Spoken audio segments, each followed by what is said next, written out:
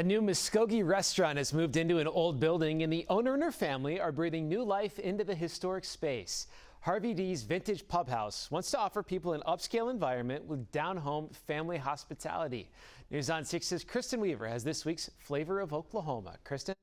Well, Jonathan, Harvey D's has a changing menu with the seasons and puts fresh, quality food at the forefront. The owner says the hardest part is getting people in the doors. This historic building from 1915 is now home to Harvey D's Vintage PubHouse, where the food is high quality and the service is even better. The opportunity to buy this historic 1915 restaurant came about, and talked to the kids. We decided together, let's just go for it. Melissa Short was in corporate banking before this, but has always loved cooking and sharing food with others. That was my passion. Harvey D's is a family affair. Her son Logan Short is one of the chefs, and they work together to create unique seasonal dishes. We change it often.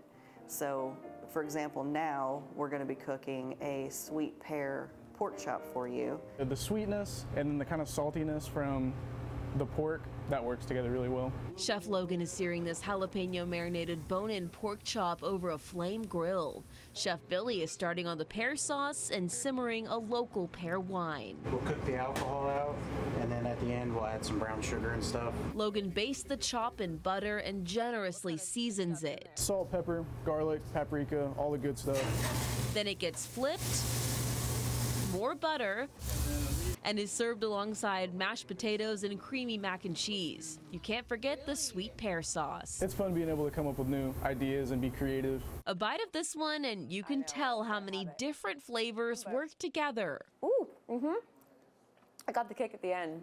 That is awesome.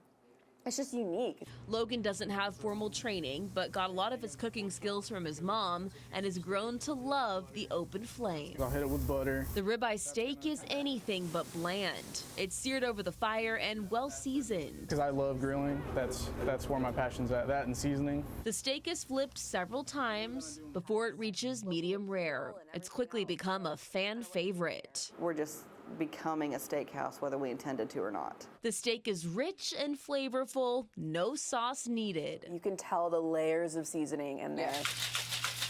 Don't worry, there's a full bar with non-alcoholic options too.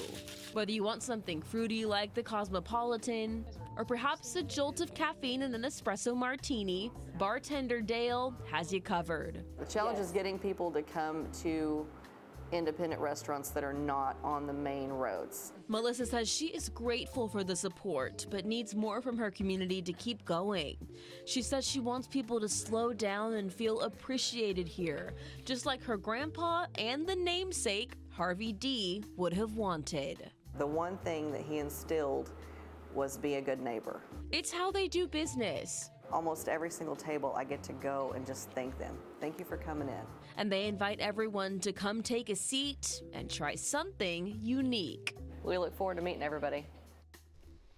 Well, their food looks really good. I think what's really cool, though, is the ambiance. It's in an old mansion.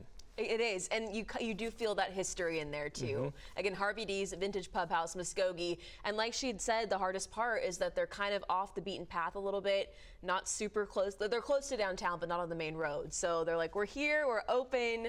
They have a lot of big things planned, so it's an exciting time for them. Yeah, the big thing with the restaurant is just word of mouth and seeing stuff like this, and the food looks really good. I want to try it too, and for people in Tulsa, Muskogee's not far away. It's not far at all. It's worth that drive, and they're doing really creative things. The chef there, just wants to be able to have fun with it, and the flexibility that comes with having a local restaurant that you can do. So yeah, we're excited to see it, and we say every week, but this is how we find these amazing places, is viewer recommendations and those places we may not know about. So keep them coming. You can send me an email.